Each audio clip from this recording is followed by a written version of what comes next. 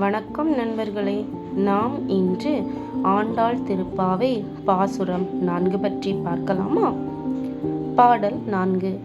ஆழி மலைக்கண்ணா ஒன்று நீ கைகரவேல் ஆழியுள் புக்கு முகங்கொடு ஆர்த்தேரி ஊழி முதல்வன் உருவம் போல் மெய்கருத்து பாழியந்தோளுடை பற்பனா பன்கையில் ஆழிபோல் மின்னி வலம்புரி போல் நின்ற திருந்து தாழாதே சார்கம் உதைத்த சரமலை போல் வாழ உலகினில் பெய்திடாய் நாங்களும் மார்கழி நீராட மகிழ்ந்தோளார் எம்பாவாய். இனி இந்த பாடலின் பொருள் பற்றி பார்க்கலாம் வாங்க.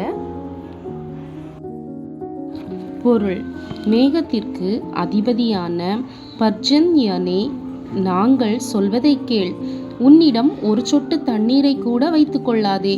கடல் நீர் முழுவதையும் முகர்ந்து கொண்டு மேலே சென்று உலகாளும் முதல்வனாகிய கண்ணனின் நிறம் போல் கருத்து வலிமையான தோள்களை உடைய பத்மநாபனின் கையிலுள்ள பிரகாசமான சக்கரத்தை போல் மின்னலை வீசி வலம்புரி சங்கு ஒலிப்பது போல் இடி ஒலி எழுப்பி வெற்றியை மட்டுமே ஈட்டும் அவனது சார்ங்கம் என்னும் வில்லிலிருந்து புறப்படும் அம்புகளைப் போல் மழையை பொழிவாயாக.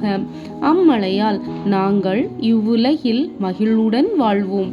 மார்கழி நீராடலுக்காக எல்லா நீர்நிலைகளையும் நிரப்பி எங்களை மகிழ்ச்சியடைய செய்வாயாக. இனி இதன் விளக்கத்தை பற்றி பார்க்கலாம் வாருங்கள். விளக்கம்: ஆயர்குல சிறுமிகள் மழை வெயிலுக்குரிய தெய்வங்கள் இன்னதென அறிய மாட்டார்கள். ஏனெனில் அவர்களிடம் கல்வியறிவு இல்லை. எனவே பொதுவாக ஆழிமலை கண்ணா என்று அழைக்கிறார்கள். ஒரு தோற்றத்துக்கு இவர்கள் கண்ணனையே அழைத்தார்களோ என்று எண்ணந்தோன்றும். இது நாம் சாதாரணமாக ஒரு குழந்தையை அழைக்க பயன்படுத்தும் கண்ணா என்ற வார்த்தையை போல. எனவே பர்ஜன்யா என்பதற்கு பதிலாக கண்ணா என்றழைத்தார்கள். அவனும் வந்தான். அவனிடம் தங்கள் கோரிக்கையை வைத்தார்கள். நன்றி, வணக்கம்.